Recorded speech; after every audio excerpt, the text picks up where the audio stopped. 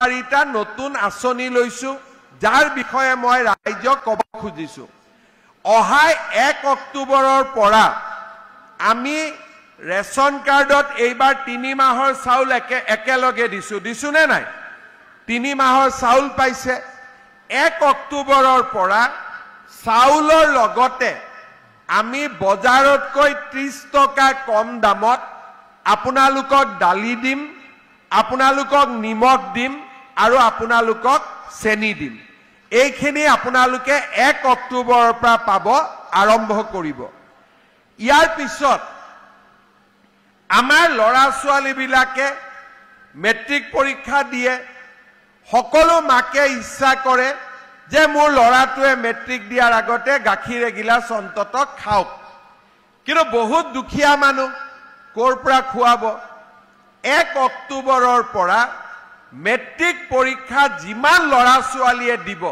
Matric পৰীক্ষা নোহোৱালৈকে তেওঁলোকক আমি মাহত 300 টকাকৈ দি থাকিম যাতে লৰা ছোৱালী কেইটাক আপোনালোকে পুষ্টিকৰ খুৱাব পাৰে ইয়াৰ লগে লগে আমি আৰু আঁচনি এটা হাতত লৈছো সেইখিনি আপোনালোকে জানি ভাল পাব যে যোৱাবাৰ আমি কলেজত যোৱা ছোৱালীৰ কাৰণে যি নিযুত মইনা আঁচনি আৰম্ভ কৰিছিলো যোৱাবাৰৰ ছোৱালীখিনিয়েতো পাবই এইবাৰ যিবিলাকে নতুনকৈ এডমিশন ললে তেওঁলোককো আমি নিযুত মইনা আঁচনি দিম যাতে ছোৱালীৰ পঢ়াৰ দায়িত্ব দেউতাক মাকৰ পৰা কমি কমি গৈ থাকে আৰু চৰকাৰে বেছিকৈ দায়িত্ব ল'ব পাৰে ইয়াৰ লগতে জুলাই মাহৰ পৰা আমি নতুন আৰু এটা কাম কৰিম আমাৰ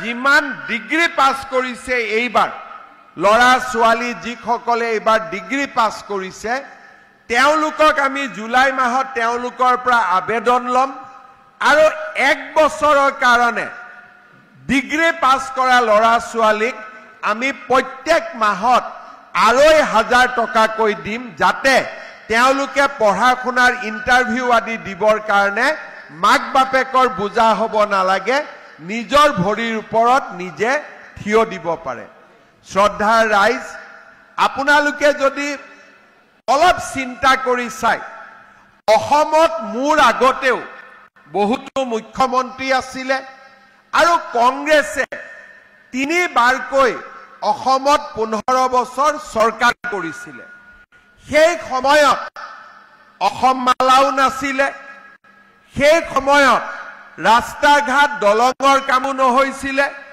আৰু অৰুণোদয়ৰ দৰে আঁচনি অহা নাছিলে বিটিএডি ৰাইজে আঁচনিৰ কথাটো বাদেই দিয়ক কংগ্ৰেছৰ সময়ত নিজৰ জীৱন বুকুত বান্ধি লৈ ঘূৰি ফুৰিছিলে ক'ত কেতিয়া বোমা বিস্ফোৰণ হ'ব ক'ত কেতিয়া গুলিকাণ্ড হ'ব ক'ত কেতিয়া বড়ো আৰু অনাবড়োৰ মাজত সংঘৰ্ষ লাগিব আৰু দুইটা পাৰ্টিকে বড়োৰ লগত বড়ো ৰাজনীতি অনাবড়োৰ লগত অনাবড়ো ৰাজনীতি মানুহৰ মাজত মিলা মিছা নোহোৱা হৈছিলে যোৱা 5টা বছৰত আমি এটা কম নিশ্চিত কৰিব পাৰিলো যে যোৱা 5টা বছৰ বড়োলেণ্ডত এটাও গুলিকাণ্ড হোৱা নাই এটাও বোমা ফুটা নাই আৰু বড়ো অনাবড়োৰ মাজত এখনো কাজিয়া লগা নাই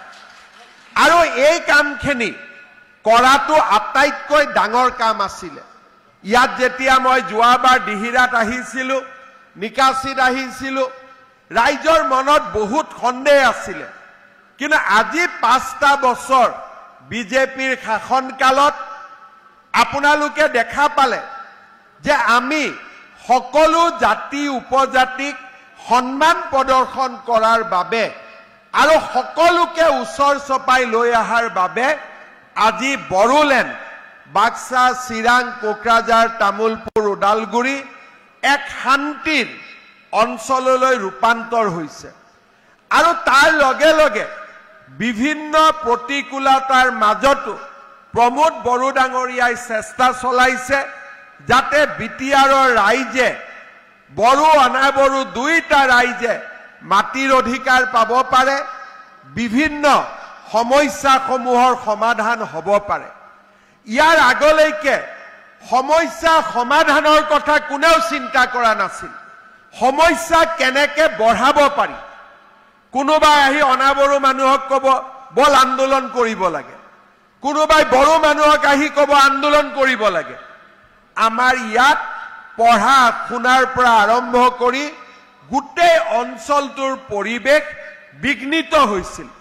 আজি বড়োলেণ্ডৰ জিলা কেইখনেও অসমৰ আন জিলাৰ দৰে আগুৱাই যাব পাৰিছে আৰু সকলো জিলাতে আজি এটা শান্তিৰ পৰিৱেশ বিৰাজ কৰিছে। আৰু যদি 5টা বছৰ আমি বড়োলেণ্ডত শান্তি ৰাখিব পাৰো, মানুহে পাহৰিয়েই যাব যে ইয়াতে কেতিয়াবা বিটিয়াৰ বড়ো আন্দোলন হৈছিল, বড়ো অনাবড়োৰ মাজত কেতিয়াবা কাজিয়া আছিলে, বেয়া পোৱা পুই আছিলে। আজি আমি বড়োলেণ্ডক শান্তিৰ এক নতুন অঞ্চললৈ ৰূপান্তৰ কৰিছো। বড়ো অঞ্চলৰ ৰাস্তাও হৈছে, অনাবড়ো অঞ্চলৰ ৰাস্তাও হৈছে। বড়ো লৰাইও চাকৰি পাইছে, অনাবড়ো লৰাইও চাকৰি পাইছে। বড়ো অনাবড়োৰ পৰিচয় নোহোৱা হৈ এতিয়া বিটিয়াৰবাসী অসমবাসীৰ পৰিচয় আমাৰ সন্মুখলৈ আহি পৰিছে। আজি আপোনালোকে বিটিয়াৰৰ সভা দেখিলে দেখিব যে একেখন সভাত বড়ো মানুহো আহে আৰু অনাবড়ো মানুহো আহে। কিন্তু আজিৰ পৰা 10 বছৰ আগতে দুইটা সমুদায় একেলগে বহি মিটিং কৰাৰ উদাহৰণ খুব কম আছিল। আজি বড়ো মাসকলেও কয় যে মোক অৰুণোদয় লাগে, আমাৰ অসমীয়া ভাষী, গোৰ্খাভাষী, আদিবাসী মাসকলেও কয় আমাক অৰুণোদয় লাগে। ৰাস্তাৰ কথা চবেই কয়, কাৰণ ৰাস্তাত সকলো মানুহে একেলগে খোজ কাঢ়ে। ষ্টেডিয়ামৰ কথা সকলোৱে কয়।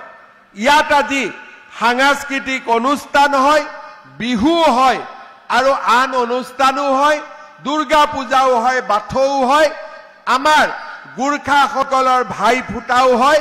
কাৰো কতো ইয়াত অসুবিধা নাই। সকলোৱে নিজৰ বুলি সকলোকে আগুৱাই ল'বৰ বাবে, আঁকোৱালি ল'বৰ বাবে চেষ্টা কৰিছে। কোকৰাঝাৰত প্ৰমোদ বড়ো ডাঙৰীয়া, দিছপুৰত বিজেপি আৰু দিল্লীত নৰেন্দ্ৰ মোদী ডাঙৰীয়া, এই গোটেই প্ৰচেষ্টাত আজি আমাৰ বিটিয়াৰ এখন শান্তিৰ অঞ্চললৈ ৰূপান্তৰ হৈছে। মই আপোনালোকক অনুৰোধ কৰিম যে এতিয়া আমি এক নতুন পৰিৱেশ চিন্তা কৰাৰ সময়। এতিয়া আমি চিন্তা কৰাৰ সময় যে নলবাৰী, কামৰূপ, দৰঙৰ যদি উন্নতি হৈছে, বিটিয়াৰৰ উন্নতি হ'ব লাগিব। বিটিয়াৰত শিক্ষাৰ পৰিৱেশ ভাল হ'ব লাগিব, স্বাস্থ্যৰ পৰিৱেশ ভাল হ'ব লাগিব, বিটিয়াৰৰ ৰাস্তা ঘাট ভাল হ'ব লাগিব, দলং ভাল হ'ব লাগিব। এতিয়া আমি সংঘাতৰ চিন্তা নকৰো, এতিয়া আমি সমন্বয় আৰু বিকাশৰ চিন্তা কৰিম, যাতে আমাৰ অঞ্চলটোক আমি আগুৱাই লৈ যাব পাৰো।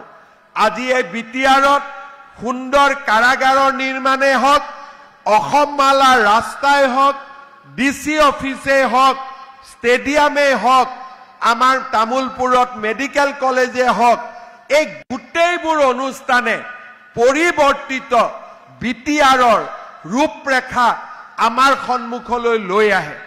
শ্ৰদ্ধাৰ ৰাইজ, অহা জুলাই মাহত 5টা দিন, 1 তাৰিখে ওদালগুৰি, 2 তাৰিখ তামুলপুৰ, 3 তাৰিখ বাক্সা, 4 তাৰিখ চিৰাং আৰু 5 তাৰিখ মই কোকৰাঝাৰত কটাম। এইবাৰ মোৰ মেইন উদ্দেশ্য হৈছে যে অৰুণোদয় হওক, মহিলা উদ্যমিতাই হওক, সকলো মানুহে যাতে পাব পাৰে, কাৰো অন্তৰত যাতে দুখ নাথাকে। আৰু সেইকাৰণে এইবাৰ মই নিজে ইয়াতে বহি আপোনালোকৰ কথা শুনি সকলো সমস্যা সমাধানৰ বাবে চেষ্টা কৰিম, যাতে আমি বিটিয়াৰবাসীয়ে আন অসমৰ জিলাসমূহৰ লগত একেলগে আগবাঢ়ি যাব পাৰো। পুনৰ এবাৰ আজিৰ এই সুন্দৰ দিনটোত বাক্সা জিলাৰ ৰাইজক মই ধন্যবাদ জনাইছো, অভিনন্দন জনাইছো। অইন দিনাতকৈ আজি বহুত বেছি গৰম, তথাপিতো বাক্সাৰ ৰাইজে ৰাতিপুৱা আমাৰ লগত একেলগে আন্তৰ্জাতিক যোগ দিৱস পালন কৰিলে। প্ৰথমবাৰৰ বাবে বাক্সাত আন্তৰ্জাতিক যোগ দিৱস আমি ৰাজ্যিক ভিত্তিত পালন কৰিছিলোঁ। যোৱাকালি ৰাতি মই বাক্সাতে আছিলোঁ। ৰাতিপুৱা 5টা বজাৰ পৰা আমি যোগাভ্যাস কৰিছিলোঁ, চিৰাঙলৈকে গ'লো, এতিয়া ইয়াতে মিটিং। গোটেই দিনটো প্ৰকট গৰমৰ মাজতো ৰাইজে আমাৰ সভা সমিতি যোগৰ অনুষ্ঠানত যোগদান কৰি আমাক যি মৰম আশীৰ্বাদ দিলে তাৰ বাবে মই ধন্যবাদ জনাইছো আৰু আপোনালোকৰ কাৰণে কাম কৰি যোৱাৰ সংকল্প মই পুনৰ আকৌ এবাৰ দোহাৰিছো। বিটিআৰৰ প্ৰধান প্ৰমোদ বড়ো ডাঙৰীয়াক তেখেতৰ সহযোগিতাৰ বাবে ধন্যবাদ আৰু কৃতজ্ঞতা জনাইছো। মঞ্চত থকা আৰু সভাস্থলীত থকা সকলোকে মোৰ সাদৰ নমস্কাৰ জনাই মই মোৰ বক্তব্যৰ সামৰণি মাৰিছো। মোৰ লগত একেলগে ক'ব, ভাৰত মাতা কি, ভাৰত মাতা কি। বহুত বহুত ধন্যবাদ। জয় হিন্দ, বন্দে মাতৰম।